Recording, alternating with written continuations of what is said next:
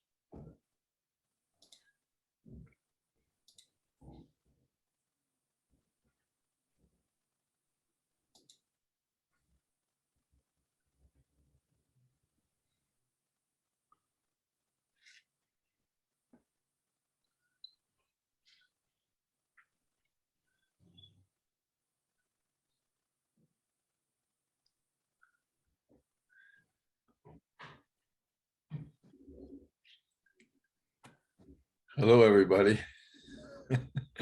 Hello. It's Jacqui. Hi, Jacqui. Jacqui's here.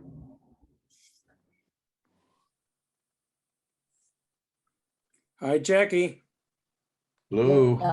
Hi.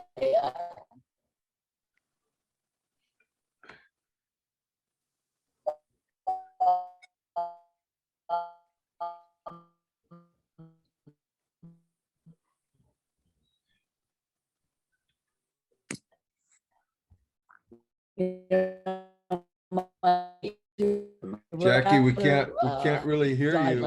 I don't know, something happened, and I have I'm using my hotspot on my iPhone. Which was easier than going to my house, and it was working so great. So let's you can't hear me? Now I can. Before you were breaking up. Can you hear me now? You're still breaking up a lot. I don't know about other folks. Can you hear me now? I can. It's not clear. There's something wrong with that. Yeah. It's like, can you now, it's not right. Right. Yeah. No, You, yeah, okay, so, now it's as I okay. said, I have, okay, yeah. What I'm thinking is maybe we should just go all on Facebook Live. If you can Oh, boy, I'm not very good at Facebook. I'm not Yeah, either, I don't- really. I don't Yeah. use Facebook. Live on your phone. I don't either, just hit to go. Now it's okay, because it's okay on the Zoom Palestine Facebook page. People are watching it, so Uh-huh. it's okay on there. Now I don't have any of your images, so I know there's something.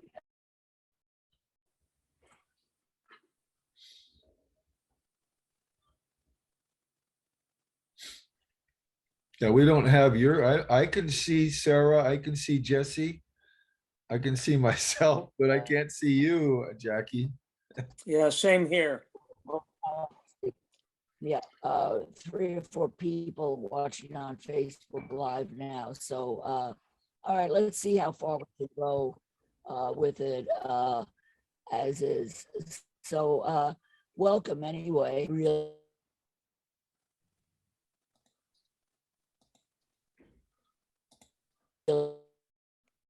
You're breaking up, Jacqui. We really can't hear you very well.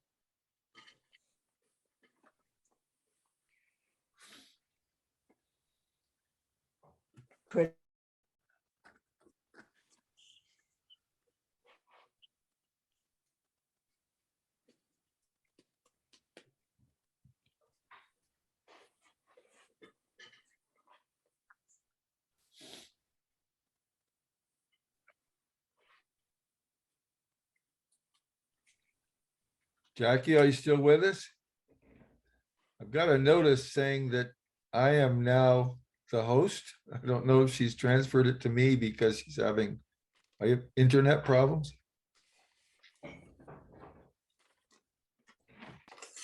Oh, there, we see your photo now, Jacqui.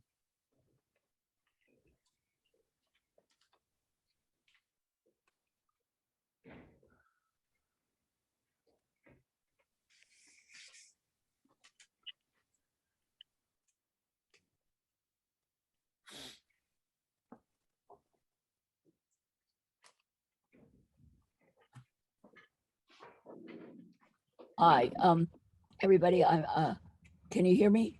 Yes. Yes. Right now, at this moment, it's clear, but then, a few seconds later, it might get distorted again. So what I'm going to suggest, if you can give me about 15 minutes to go to my neighbor down the hall and set up in his using his internet, okay? All right, you know what, Jacqui, Jacqui? At this I moment, I can't can do see it. and hear you clearly. Yeah, you're good now. So why don't we Yeah. proceed? All right, okay. All right, so we're the topic of today is the settlements. And now a lot of people don't know what the settlements are. So we are going to discuss what a settlement is and how they got to be there, because I think this is important for people to understand. So let me just get my live video on my Facebook for Zoom Palestine people who were on. Okay, so what is a settlement? A settlement are any of the Oh, you're starting to break up communities again. of Israeli Jews. Jacqui, you're starting to break up again. So, yeah, maybe we should. Yeah. Yes, maybe we should take. What do you think, folks? Maybe she should go to the other computer, the Yeah, Jacqui, you're breaking up. We can't hear you at all. So, Yeah, we can't hear you. So maybe you should go to the other location and we come back on in 15 minutes. Yeah, Yeah, let me go down. Okay, I assume if we do that, we'll use the same Zoom link. Yeah, I will. I'll see you in 15. Okay, so All right. I'll tune in again in about yeah. 15 minutes. Stay with us, Jesse. Okay, I'll do the best I can. Thank you. Thank you. I do have another appointment later, but I'll do the best I can with it. Appreciate it. Yeah, thanks. Yep. See you in a bit. Okay. All right. All right, 15 minutes then. All right, okay. And I do need to use you because my hotspot is traditional. It's a great song about memories of Palestine and hopes of going back to Palestine. Here we are. Okay.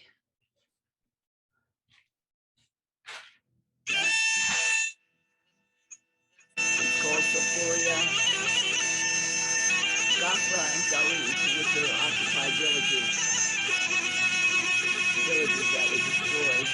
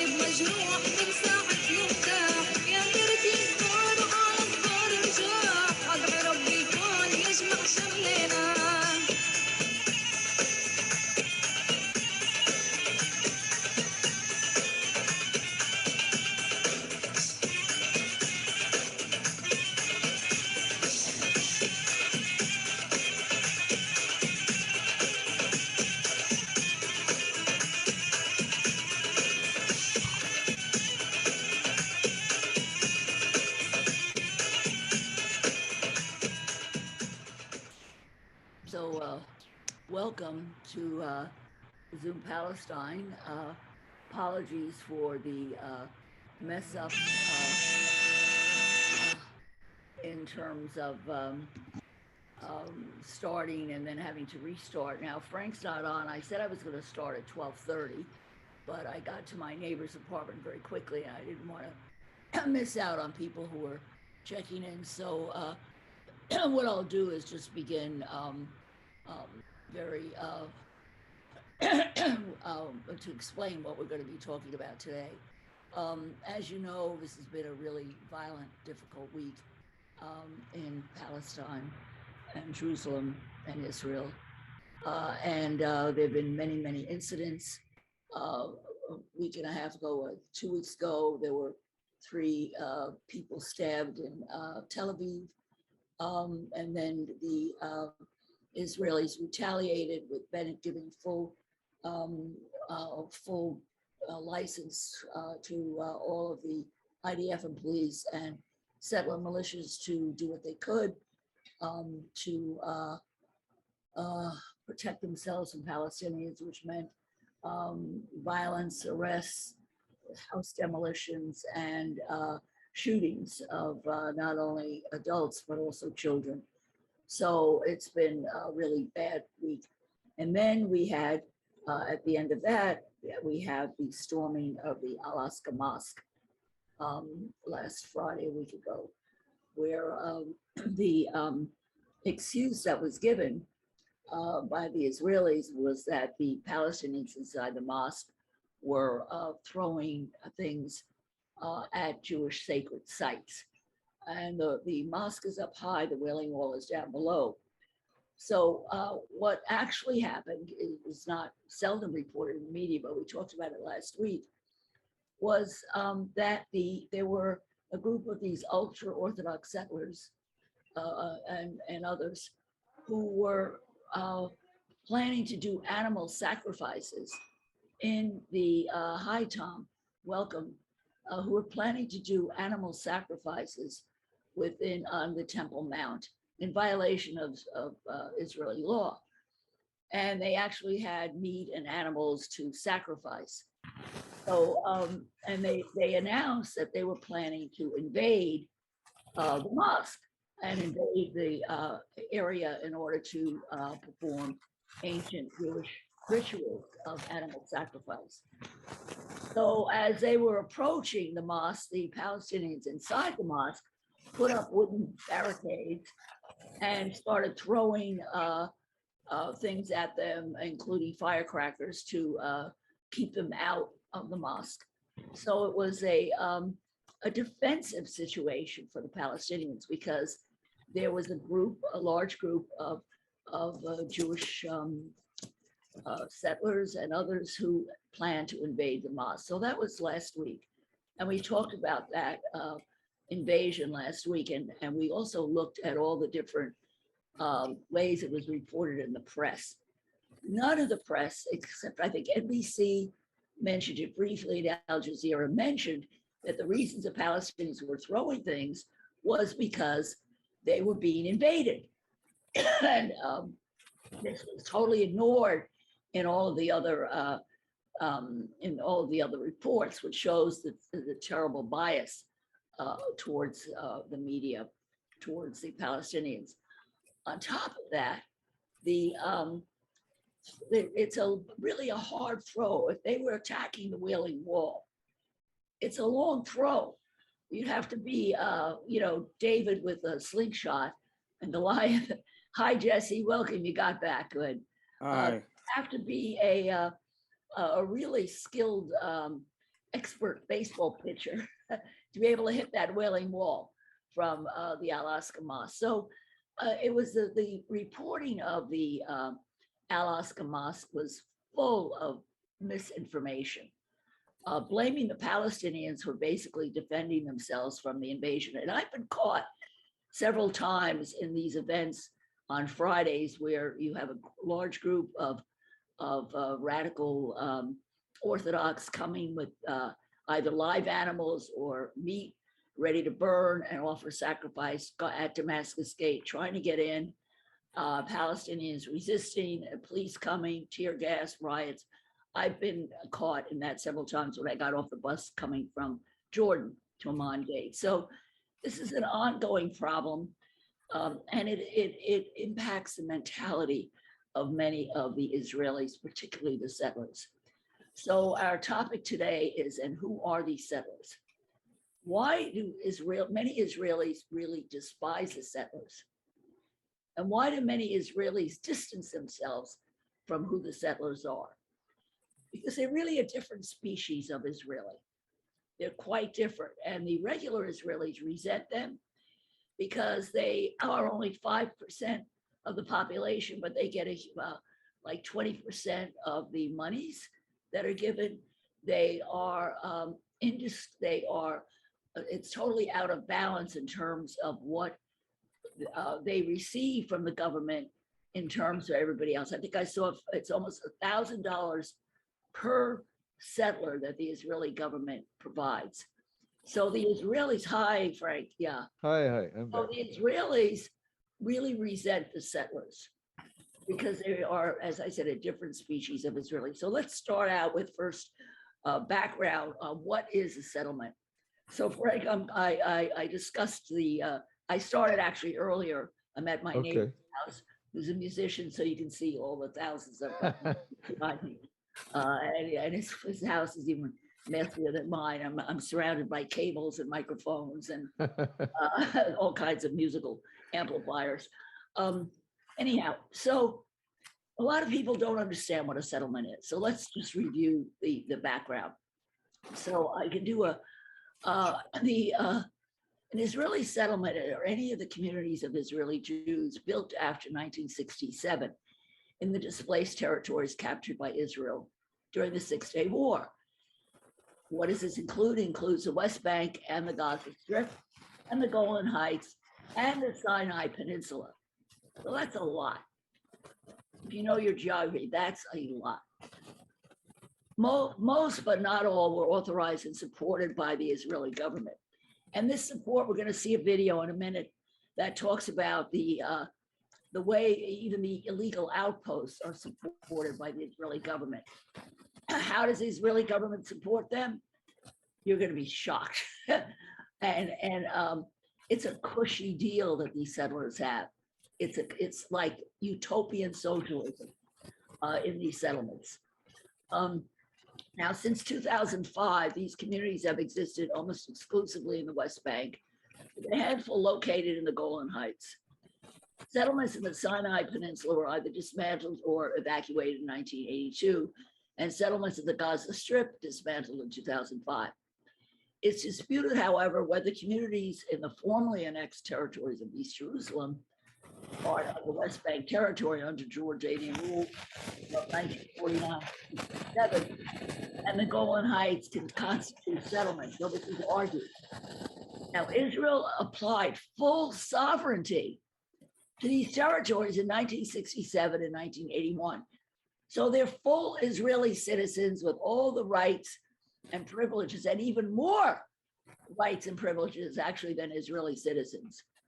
The legitimacy of these unilateral annexations remain unrecognized by most international observers and by the original inhabitants who still reside in these territories. Now, why were they put up? A variety of reasons. Some cases, Israelis said they wanted to recover property lost in the 1948 war and the hostilities leading up to it, such as the forced settlement of Etzion between Jerusalem and Hebron. So the idea is getting back what they legally had. Israel's political and defense establishments, meanwhile, inspired in part by the peace plan of Yigal Allon, the deputy prime minister in 1977, spurred the development of settlements in strategic locations, such as the Jordan Valley, that would bolster Israel's security and strengthen Israel. Now, another type of settler. So you have the settlers who said, well, we used to live here before, we want to come back. But then you have a second type of settler who's a much more dangerous type of settlers. These are what we call the ideological settlers. Maximize Jewish possession of biblical lands, as they say Samaria, the lands of Samaria and Judea, that they say belong to Israel. And they set up settlements such as Kiryat Arba near Hebron. Now, the settlements continued to expand in the decades that followed. By 93, there were more than 280,000 people living in settlements. And it's even more now because this article is a couple of years old. 130,000 if East Jerusalem is excluded. The same year, Israel and the Palestinian Liberation Organization agreed to implement a two-state solution, which required the two parties to come to an agreement on matters that would have direct consequences to the borders and continuity of a future Palestinian state, including the final status of Israeli settlements. But despite the agreement, the settlement building proliferated, especially in the West Bank. In 2019, the number of settlers reached nearly 630,000. So most of these newer settlers were motivated less by reasons of ideology or recovering lost property than by, and this is the important thing, it's utopia, socialist utopia, cheaper housing than if they're living any other place in Israel. Financial incentives, cheap mortgages, loans, big houses, swimming pools, tennis courts, utopia. These places are unbelievably luxurious, comfortable, and totally protected by the IDF. The special highways that were built so they go straight to Jerusalem. In Israel, they don't even have to look at a Palestinian. I'm going to show you a map of the, okay, here's the map of the settlement here. I'll make it a little bigger so now you can see the problem is how they're chopped up. One of the it's very interesting background reading for you to understand the history of the settlements, and some of the what I found. I'm not going to read the whole thing because we don't have that much time. But some of the scholars point out that the law process arrived at a significant turning point. And, somebody's making a lot of noises here. Yeah, there's a lot of static somewhere. Where is that coming from? Yeah, okay, it stopped. Okay, whoever was doing whatever, thank you for stopping. Okay, otherwise you could just mute yourself if you want to continue to move your phone around or whatever. Okay, so Israel courts ordered several Palestinian families to vacate their Sheikh Jarrah homes, where many had lived for decades. Those official decrees to remove Palestinian families from their homes in the Sheikh Jarrah neighborhood of East Jerusalem near Al-Aqsa triggered the Palestinian street protests that became very violent and continue today. So this is a very important part of the settlement thing, that they were throwing families out for the Jerusalem settlements. Now, if we look at the historical context, the phenomena started, if we think of the era of Ottoman Palestine, and even the British mandate that followed World War I, Christian, Muslim, and Jewish communities lived side by side in Palestine's major cities, Jerusalem and Jaffa. They socialized together and they invested in each other's business ventures as the Levant entered the industrial world. And I had many friends in Amman who told me about how close they were to their Jewish neighbors. Although many of the early Zionist settlers and later the labor Zionist movement idealized rural settlement and agriculture as the principal way of creating a Jewish homeland community, Yemen demonstrates that it was largely cities that the Zionist immigrants moved to and sought to transform both before and after the formation of Israel in 1948 and 1967 war. Now, this is interesting. There's several lawyers here, so you'll enjoy this. Despite its preponderantly urban character, the post-1967 settlement project has produced a diametrically opposite model of urban life than the norms of late Ottoman Palestine in practice. And as a settler's ideal, the scholar writes, Jews exclusively inhabited all settlements, urban, suburban, or rural, ideologically or economically inspired, though Palestinians are often employed in them even to construct them. All Jews are Israeli citizens with greater rights and subject to different laws and norms than their non-citizen neighbors. So they're living right next door to each other. And previously they would all be treated equally, but now, no, the Palestinians are second class. And this other scholar, Abu Lugad research provides valuable insight into Israel's initial government settlement strategies of the Palestinian territories. Although some right-wing politicians made immediate demands to annex Gaza and the West Bank, in spite of international law, most Israeli leaders realized that this would raise the question of giving citizenship to Palestinians. So that's why they didn't annex him. They sought other means of legally expropriating land. Very clever legal means that they came up with and diminishing the power of occupied Palestine. Indeed, Abu Lugud argues that Israel drew on the experience of urban planning inside Israel between 48 and 67 to diminish the concentration of Arab Israeli citizens in certain parts of the country when planning the distribution of occupied territory settlements. The justification, and this is lawyers, pay attention, the justification for taking possession of this land comes from the fiction of government secession. They did it legally with this fiction of government secession. Now, the legal practice of freehold private property, which is what we have now, where you have leases and you buy things, you have titles and all that, developed later in the Muslim world than in Europe. And much of the marginal land of the West Bank remained unregistered. Nobody bothered to register their land, okay? Or they were in what's called religious foundations, which are waqfs, okay? So the waqfs had land, farmers had land, but nobody had deeds and registered them anyplace legally, because that wasn't the practice in the Muslim world. It wasn't necessary. People knew who owned what. Now, what happened, Israel decided that the religious foundations were really states, and they were state land owned by the Ottoman Empire. They weren't, they were religious foundations, but Israel decided that these waqfs, or religious foundations that owned a lot of land, were states, and so that they could claim it as state land after 1967.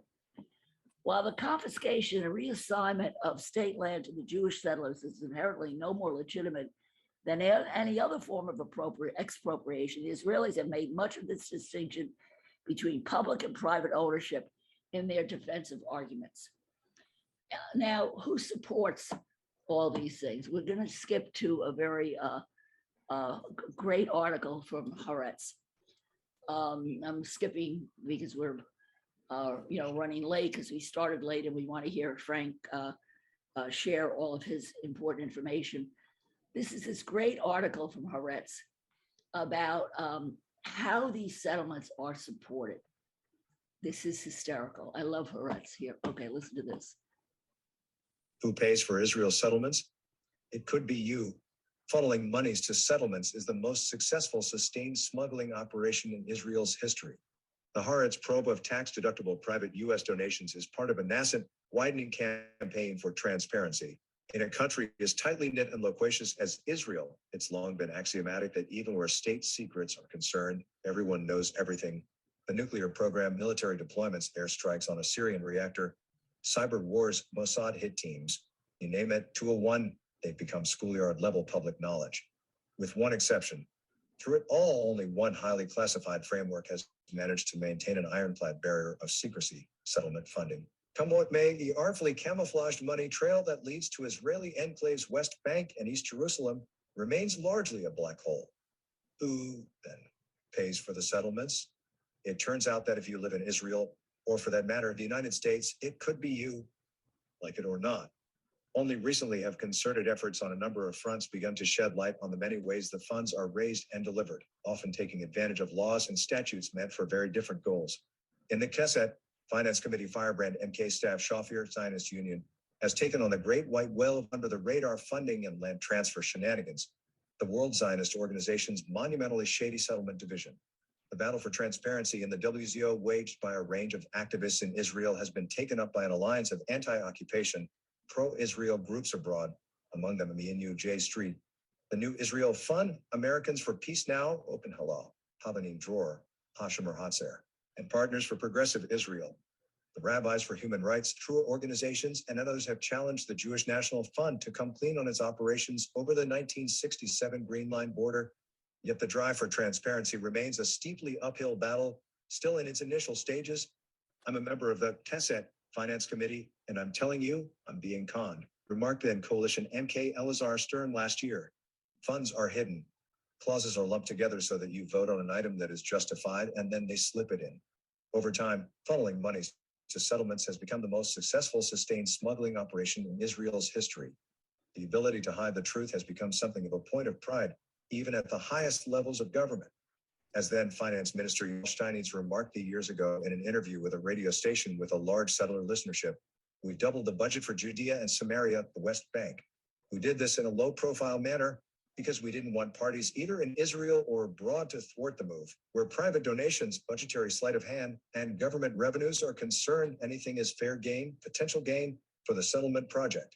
It is in this context that a current series of articles by Haaretz investigative journalist Uri Blau assumes particular importance. The investigation probes a little-known conduit of funding for settlements in which private American donors can contribute to settlements and gain a tax deduction, despite longstanding official U.S. opposition to the settlement movement. The result, more than $220 million in private U.S. contributions to West Bank settlements in 2009 to 2013 alone, effectively facilitated by an American government on record as viewing the enclaves as a primary obstacle to a potential future accord. Other non-settlement directed donations by Americans to such organizations as the Jewish National Fund may also be used to help foster the settlement enterprise. No one as yet really knows for sure because the JNF, like the WZO, was so long and so successfully shielded from public oversight by the tax exemptions and the consequent tacit encouragement of settlement growth likely to continue. A number of factors may determine the answer. The deciding vote may be cast by the American electorate, a body whose increasing polarization is keenly felt on Israel-Palestine issues. Polls have shown that the evangelicals who wield telling influence on the Republican Party are strong supporters of settlement growth. At the same time, opposition to settlements as the symbol and the stronghold of Benjamin Netanyahu's government appears to be steadily building among Democrats, especially among younger voters, who voice marked a disenchantment with Israel in general and the settlements in particular. Time and again, the Obama administration has pledged that it would not allow its displeasure over barbs by Israeli leaders to adversely affect U.S. foreign aid for Israel's security needs. Nonetheless, years of fiercely anti-Obama, unashamedly pro-Republican declarations by Netanyahu coalition figures may yet take their toll. The characterizations of President Obama as being proto-Islamist in outlook and anti-Israel at heart may one day translate into a shift in U.S. policy. If there is to be a change, a reevaluation of Internal Revenue Service policy on tax-deductible private donations to settlements could be a logical place to start. It's a deep well. That American found a fellowship with Israel, but spit in it long enough, and someone's just liable to spit back.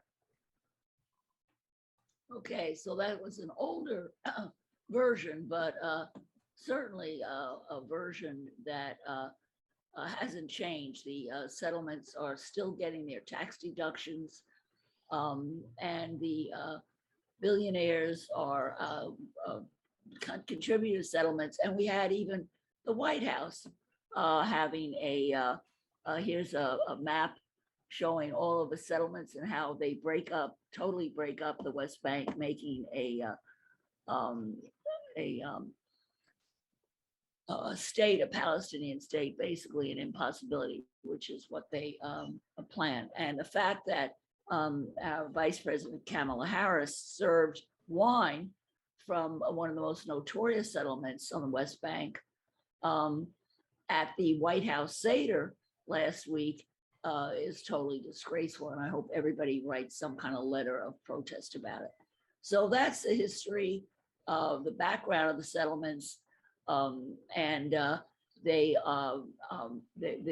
of the settlers are there now. They're still growing, expanding. The Israeli government just approved more money for more settlements. It's utopia. They are mini utopias.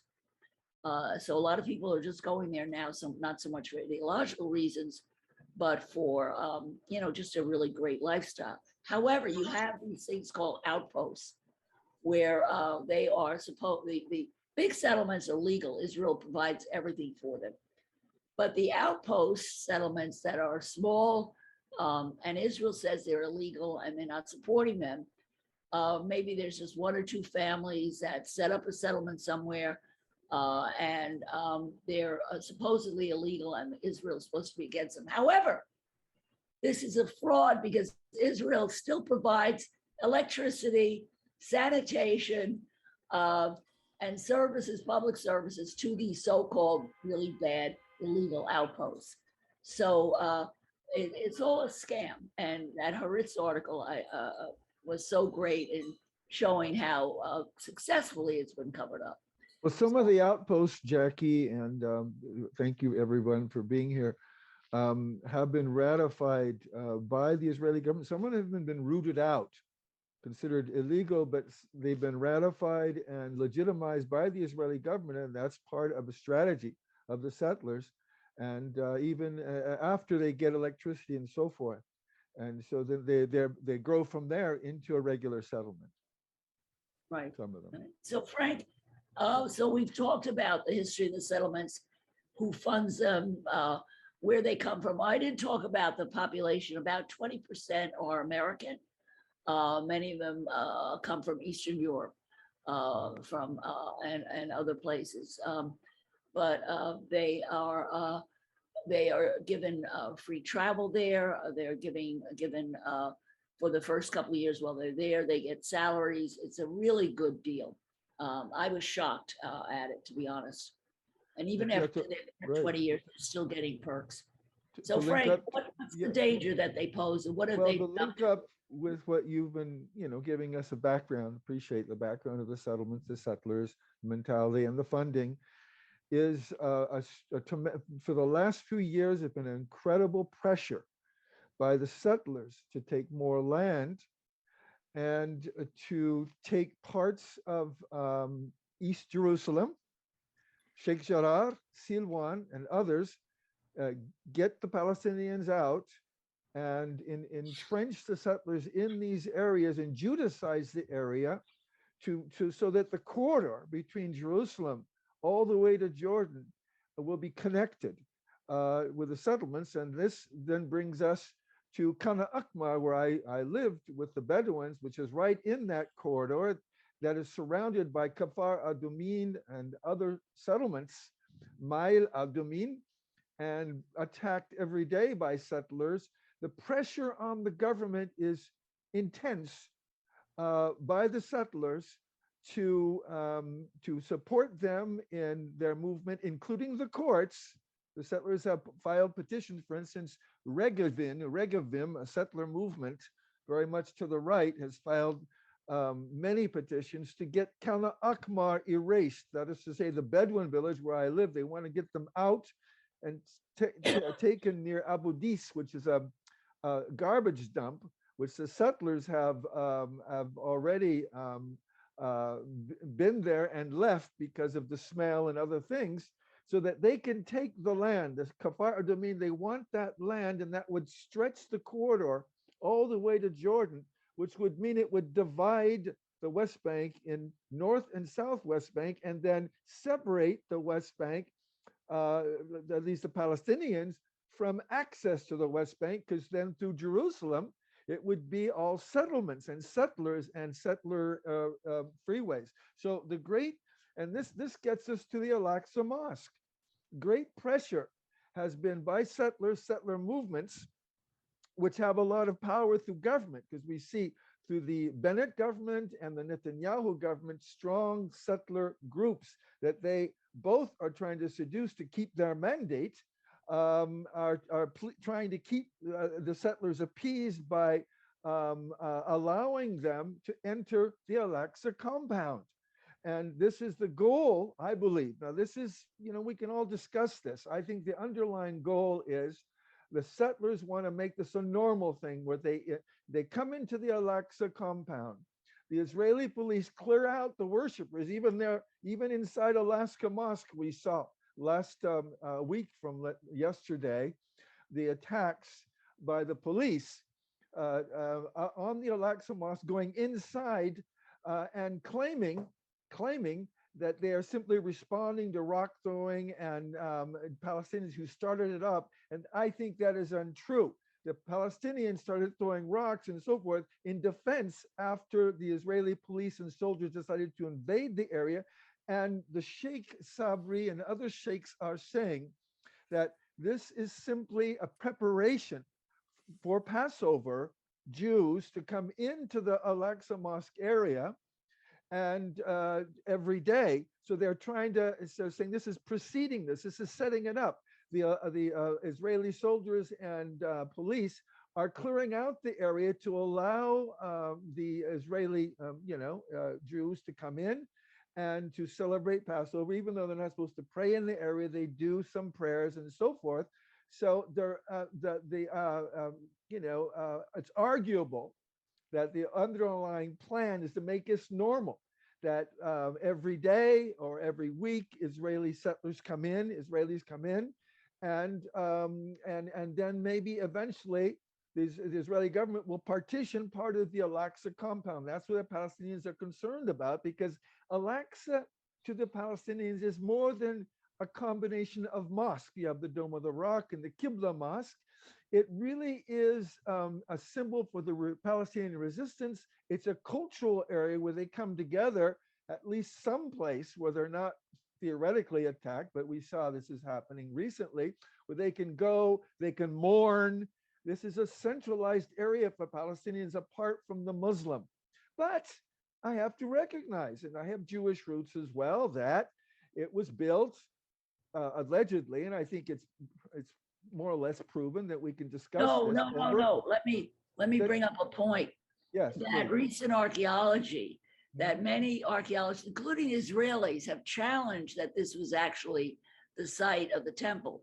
That actually the construction reveals it to be more of a Roman fortress, and that the temple was in a different section of Jerusalem. But this is a highly debated I topic. think this is all debatable. Anyway, the argument is Solomon's temple was there, that was destroyed by the Babylonians, and then later the second temple was destroyed by the Romans, and the Jews believe, well, this is part of our heritage too. We want to have access to the Al-Aqsa compound, but I believe the underlying plan is for the Israeli, at least regimen views, the views that are the Jews that are led by Ben Gvir, for example, very on the right Jew that has been also part of the movement to kind of antagonize and Sheikh Jarrah by setting up offices there, by trying to get into Damascus Gate in a very delicate time to show this is for Jews. He really wants the Palestinians to be denied citizenship. Any Arabs to be denied citizenship in Israel, wants it to be all for the Jews. And so he is a major push because he's a member of the Likud party. He's a member of Knesset. And so to bring it all together here, what turns out that Sheikh Sabri turns out to be true, that from last Friday, a week ago Friday, the day of Passover, almost every day, Israeli police have been attacking, especially in after morning prayers, clearing the area, attacking Al-Aqsa, clearing the Muslims out, and the Jews would come in, Israeli Jews would come in, and almost every day we've had confrontations. So it's provocative, and you could say this looks like a type of a strategy. And however, one bit of anecdote is Ben Gvir. Again, he's the one who's very much a Jewish supremacist, member of the Likud party, wanted to drive into Damascus Gate with his people to make a showing that this is Israel, this is for Jews, and to kind of provoke the Muslims. And he was prevented. by Prime Minister Bennett, said, well, we're not going to let you in. And I went, well, wait a minute. Prime Minister Bennett allowed him to set up an office in Sheikh Jarrah right in front of one of the houses of the Palestinians that was supposed to be evicted by the settlers in Sheikh Jarrah, which is in East Jerusalem, which is that district that the settlers want to take over and kick out the Palestinians. He was allowed to do that, but he wasn't allowed to go into Damascus Gate. And I'm thinking, what's going on? And I realized what it is he is a member of the opponent party of Bennett. He's a member of Likud. And Bennett made this big statement, I'm not going to allow this small politician to enter in and to risk the security of the Israeli police and soldiers just so that he can prove his own, just move his own political agenda. And I think it was I don't think Bennett was clearly concerned about the security of the soldiers or the police. He's put them in the line of fire all the time, especially going into the Aqsa Mosque. I think it was a political maneuver because Gavir is an opponent to him. So this has become a political thing. I think it was about power. Bennett wants power. Bennett has lost his majority in the Knesset. And now the Arab contingent that supports Bennett, that supports his mandate, has pulled out temporarily, at least, because of the Al-Aqsa attack. So Bennett's in political trouble right now. So I'm thinking maybe this was all politics. And I'm saying that's kind of unfortunate because really to provoke a confrontation at the time of Ramadan and the time of a Jewish Passover and the time of Easter is really a terrible thing when these religions, as you said before, people did get along before. And now it seems like people are using this struggle to push an agenda, and the agenda again for Al-Aqsa is, and it follows through with the last few years of tremendous pressure by settlers to take over most of the land and Judaize the area. I think is the underlying principle and the goal by the settlers, especially in Jerusalem. Could I interrupt please. for a moment? I just have a Please. brief question. Please. Yeah. So I wanted to ask, I'm sorry, but I can't stay much longer after one. But I wanted to ask Jacqui, you were talking about the property under the Ottomans and the tradition of not registering property that would have given legal rights to the property holders. And I'm wondering whether the Israeli courts have ruled on that, who had the legal right to. Yeah, they ruled on that the appropriation of state land after the 1967 war was valid. Now, the international community disagreed with them. So what they did was they expanded the notion of what state land was. So that lands that were associated with these religious foundations, which were very extensive and many farms and many people were nestled under these religious foundations, waqfs, they call them, which the Israeli courts decreed them to be state property, that was in pre-1967, all the land that was together by these religious foundations were really state land, and so therefore it was legal for them to be appropriated. But if So that's not part of Israel, Jacqui, how would Israeli courts have jurisdiction over those areas that have not been considered part of Israel and still not annexed into Israel? Because of the war. They said because of 1967 war, they were entitled to the state property. It's against international law, but that was the reasoning why so the spoils of war allows them, but then under Oslo, this was temporary, right? Exactly, yeah. And within 5 years, these lands would be returned.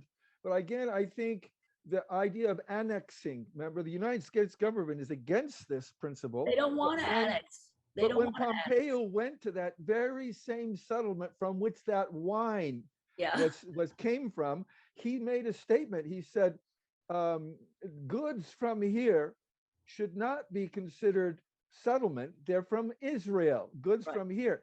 Remember that whole idea of we can't label things from settlements, but then what he is saying unilaterally that I'm annexing this settlement to Israel. So that was a huge mistake. But then in support of this idea of this settlement as part of Israel, flies in the face, of course, of international law and also even of American policy. He went and made that unilateral statement. And then we see Vice President Harris saying, mea culpa, we really didn't think about. I think that is a very weak excuse. And since her husband allegedly, I mean, his Jewish husband allegedly is pro-settler. I don't know if that's all been proven or whether he's really a Zionist. Yeah, I don't want to say that without proof, but I think that simply, if that's the case, then this simply conforms to his sympathy. And I'm not sure if this was just a mistake. Yeah. Hey, thank you, Frank. Thank you, Jacqui. I'm Thank you, sorry Jesse. that I have to leave now, Thanks but for the being next with time us. I get free time on a Saturday, I will join you again. Please, Okay, please. thank Thank you, you so Jesse. much. And I think the interesting thing is that that the idea of annexing the West Bank outright is controversial, because then they would have to give citizenship rights to the Palestinians. Yeah, but so- another idea was to annex just the settlements, you see. Yeah. And as you say, Palestinians are working there. There's a connection between the West Bank and that whole idea of annexing created a huge conundrum whereby the United States backed off from that. Yeah. But absolutely, right? And so we see getting around annexing all of the West Bank, not wanting, obviously, Israel to make West Bank Palestinians citizens, Right. another issue. Yes. Does anybody have any other questions or comments? Edward, Thomas, Dr. Ramsey's out No. there. Norvi Bullock is there. Yeah, if you give me just the time. Yeah, Please. this Yes, is Dr. please. Ramzi from West Bank. Please. Thank you. Hi, welcome. Thank you, Dr. Ramsey. Yeah, Ahlan wa welcome to you, and thank you for this useful information, even to us. Yani, it's very good and very useful about the situation in Jerusalem. Just I have 2 points. The first one is annexation is not lead to citizenship, because annexation lead to apartheid. We live now in West Bank in an apartheid system. Yes. And the second point about Jerusalem and the Masjid al-Aqsa, what happens, yani there is also discrimination between how to treat Palestinian and Jews. About 24 Palestinian people killed in these problems, but no one from settlers arrested or killed. 400 Palestinian people also was arrested. Also, no one in Israeli parts. My point is, when you heard last night or before the night, one night, Mr. Bennett, when he talked to CNN, he doesn't accept that the Palestinian territory is a state, or there is no settlers. He talk about this territory is what it has different claims. So the Israeli government until now doesn't believe in international law or in Security Council 242. That's the problem we face in Palestine. A right-wing government who has settlers has a big weight in these issues.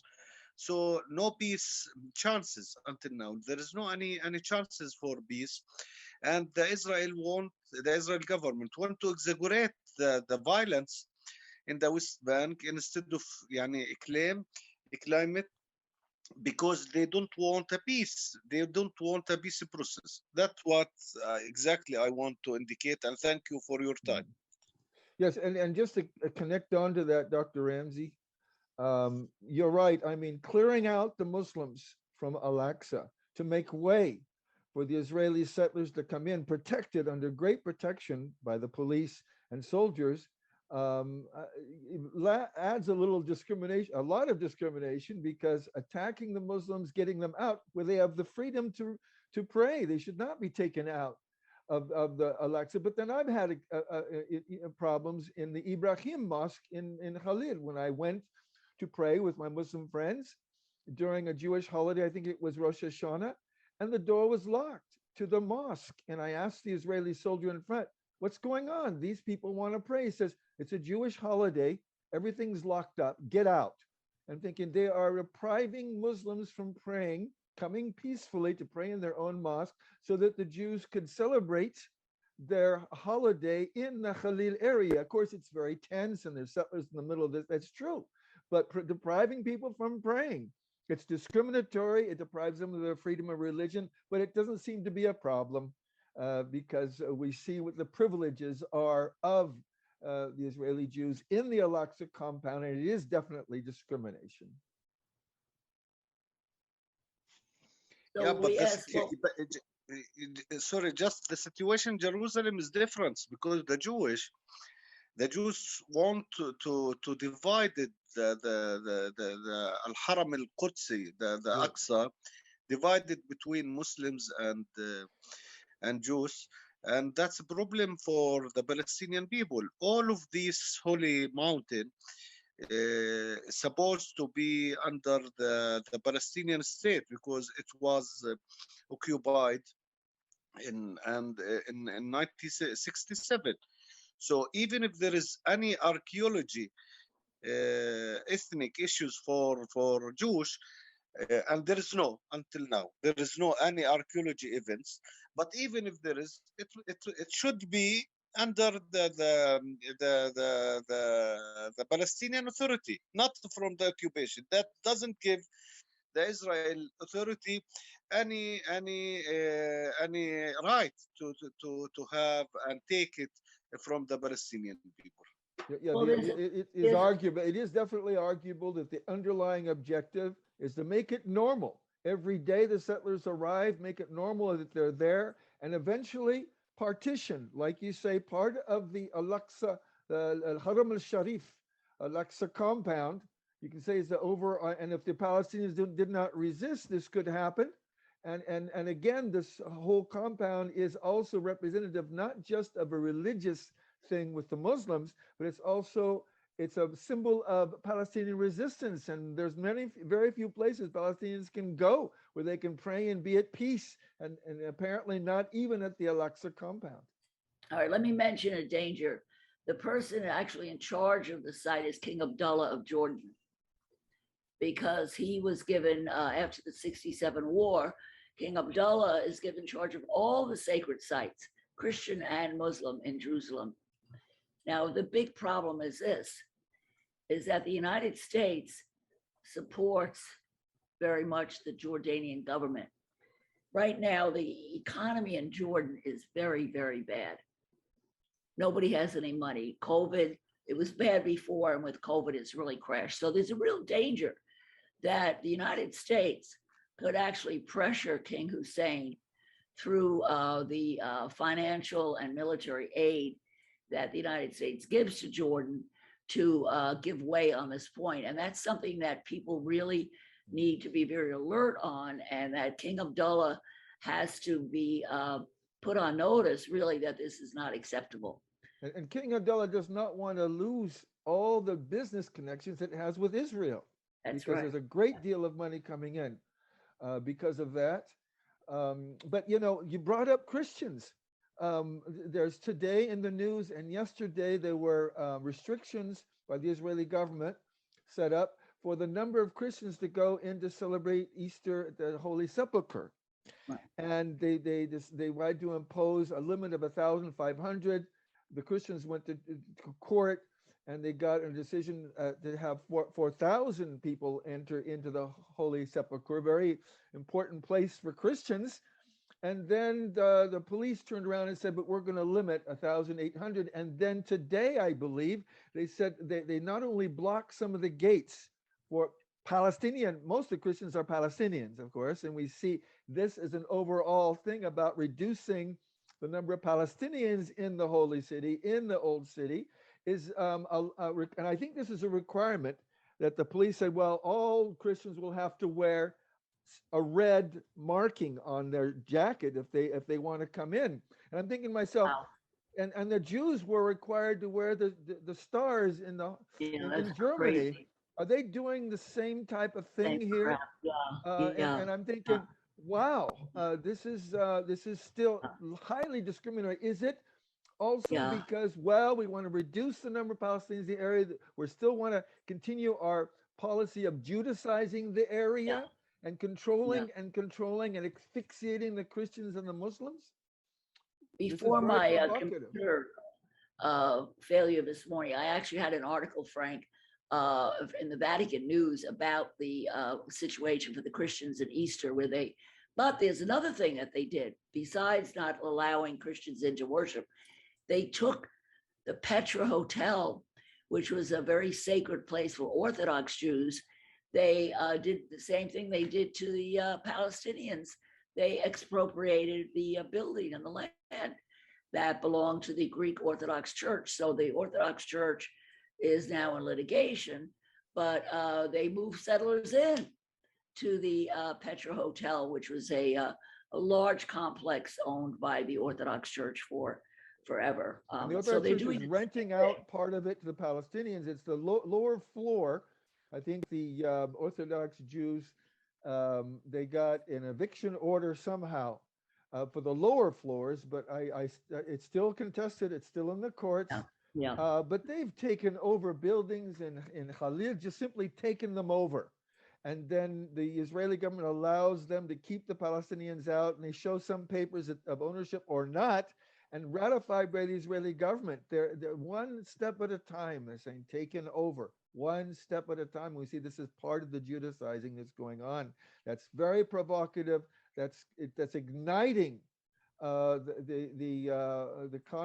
conflict between the Palestinians and the Israelis. And instead of coming together and reconciling, it's one group, especially the Orthodox Jews, the ultra-Orthodox Jews, some of them, that want to take over, literally. And it shows, and they're not even hiding it. They want to take over, supported by the Israeli government. The Israeli government doesn't want to lose their mandate.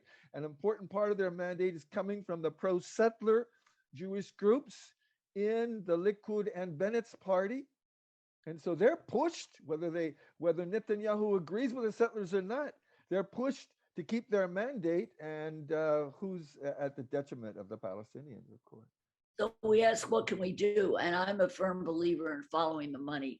I think that's why BDS has to become even stronger.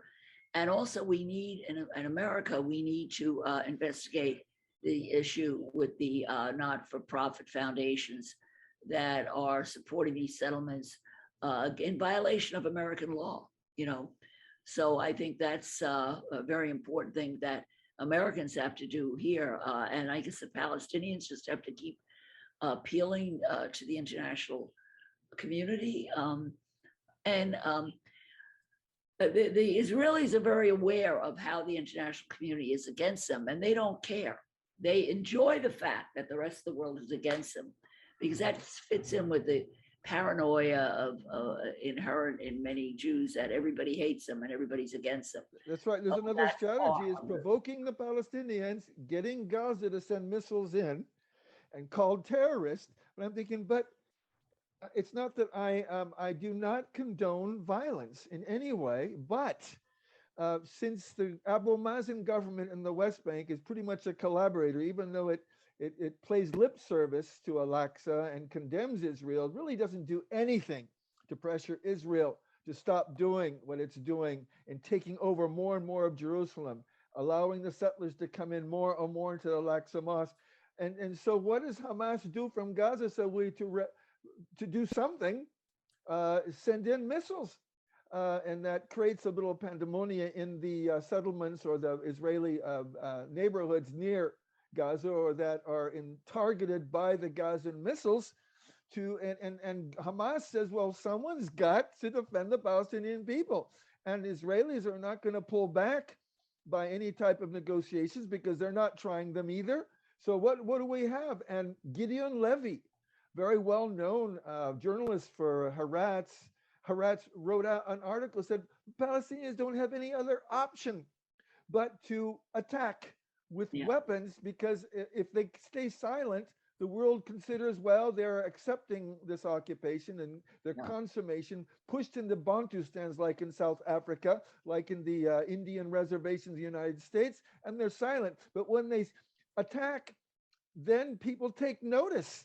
But then Israel turns it around and says, these are terrorists. We're poor Israelis. We're being attacked again by these Arabs, sending in missiles. David versus Goliath.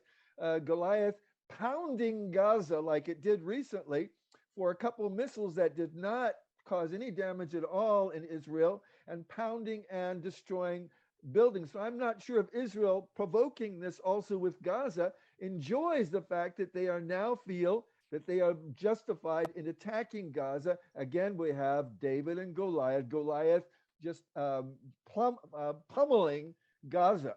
And so we see this also as an underlying strategy to provoke the Palestinians, and then call them terrorists when they're defending themselves. But when Israel defends itself, because they're not terrorists, when they send out missiles and destroy, a lot like in the 2014 war, where many women and children were killed, and it was proven that many houses were targeted. It wasn't just military sites in Gaza targeted by Israeli missiles. And then Obama almost cries over the television saying, oh, it's terrible with the loss of life and the women and children dying. And then he, 3 days in the middle of the attacks by Israel against Gaza and destruction, pandemonium, and the killing of many women and children and targeting of homes, civilian homes, Obama approved $700 million worth of arms to be sent to Israel and aid. And so he becomes an accomplice. He was added to my complaint before the International Criminal Court as an accomplice, as Trump did the same thing during the famous march in Gaza, where he also approved in the middle of the killings of a lot of Gazan protesters near the fence that were of no threat. Again, these are Gazans of no threat. He also approved military support. So he became also an accomplice under international law, but we're waiting for that ICC decision. They can terminate the investigation and then make a decision after sending summons to appear and arrest warrants. We're waiting for the investigation to continue, but this could go on for a long time. Unfortunately. Yeah. Anybody else have any questions? Yes, Norvi Bullock, Edward Briodi. We haven't heard I from can you. show you. I just not a question. I just have a remark. Yes. Ahlan wa sahlan. Frank, thank you. And Jacqui. Just I want to introduce myself. My name is Dr. Ramzi. I'm General Secretary for Academic International Campaign Against Israel Occupation and Apartheid. Wonderful. And and I will take this chance in order to maybe to send to yours my email in order maybe to discuss more and more about next maybe you events. can be a guest on our next program, Dr. Ramzi. That's my point about the International Day for Solidarity in 29 November. So I will give you, Frank and Jacqui and everyone, my email, and maybe we will discuss next time, next meeting. Ahlan wa sahlan. Bravo. Yes, please. Thank you. That's wonderful. Yeah, we'd like to hear more. I'd like to hear more, particularly as an academic myself, who I think I lost my job because doing this program, but that's the side of the point. Hey, Dr. Ramzi, you're living in the West Bank now? Yes, in Beit Lahem, Mukhayyam Dheisha camp. Dheisha, yes, I've stayed at Dheisha camp. I've stayed in the guest house there several times. Yes, very much, very connected. And I organized at the Dheisha camp. It's Ibda, Ibda. I know Ibda. They have guest house, at guest house, and then also Ida camp as well. Yes, I'm very familiar with Dheisha, Dr. Ramzi. Inshallah, next time we will see you in contact. Inshallah. Very happy to have you. So I'm just going to play a little video that I think you'll find kind of interesting. It's about how it's only a few minutes, so we can end with this and then David's song, David Rovik's song. So Okay. how the West Bank has changed completely in 20 years. Had changed completely in these 20 years in terms of numbers of settlers, in terms of areas which settlers are de facto controlling. This is the settlement of Mudi'in Elite, which was established less than 25 years ago. Right. Yeah, and since then it's growing, and today its population is around 70,000 people. And for people to understand, settlement and outpost, Right. what's the difference? Well, usually settlement refers to Israeli settlements which are officially approved. Our Muslim brothers and sisters in Yemen are dying and in desperate need of your help. Without urgent support. Okay. By the Israeli government, and the Israeli outpost are Israeli settlements which have been built also by the Israeli government, but without official approval. Both settlements, both types of settlements are actually out there in order to achieve the same goal, which is to Judaize growing parts of the West Bank. So how would you describe that policy? Apartheid. So what do we see on that hill over there?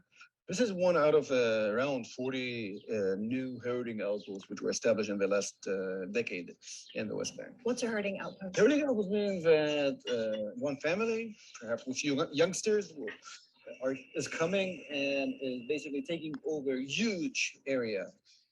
Palestinians who cross certain points, you can see the valley down there start going up.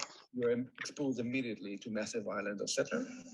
Everything is backed by the military, of course. The military Protects them. The military protects them all the time. And you've been doing this for, you said, almost 2 decades. Has this increased? Actually, during the Trump administration years, okay, these are the years, the crucial years in terms of geographical extension. See this road? It's going to be a new access road. This is a new access road to a new part of the settlement, right? This settlement of Farim and Bet Aryeh, they have been united. Palestinian workers. Of course, I mean, no one else does this work. These are very young people, and they don't get permit to work in Israel. So the bigger picture in terms of what you've observed, what you've documented, settlement expansion over time, how would you describe it? So what we've seen in the last years is one of the biggest booms in terms of construction in the West Bank. We haven't seen so much construction happening. Actually, since I started monitoring, we're not talking only about construction in settlement. We're talking about very, very expensive and heavy infrastructure projects which are being built in the West Bank in the last years, which we haven't seen being built for decades. It's actually Oslo. The present infrastructure have been exhausted.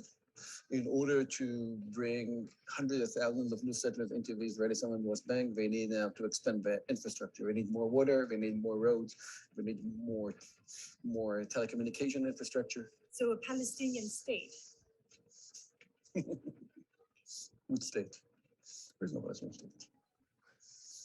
The land has been. The land is gone. Israel made sure there will be no Palestinian state in the West Bank. The story is over. Okay, everybody. So is the story over or not? It is depressing. The situation is definitely one in which Israel has successfully chopped up Palestine into so many settlements that an idea of a Palestinian state seems impossible. So, but maybe not. There's always hope. There's always hope. So thank you for everybody for participating. And I look forward to Dr. Ramzi joining us. That will be really great.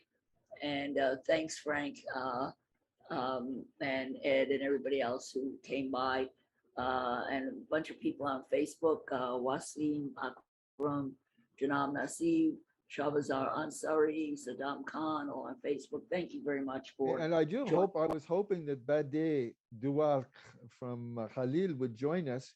They're having the iftar meal It Yeah. starts at 7, which is really 6 p.m.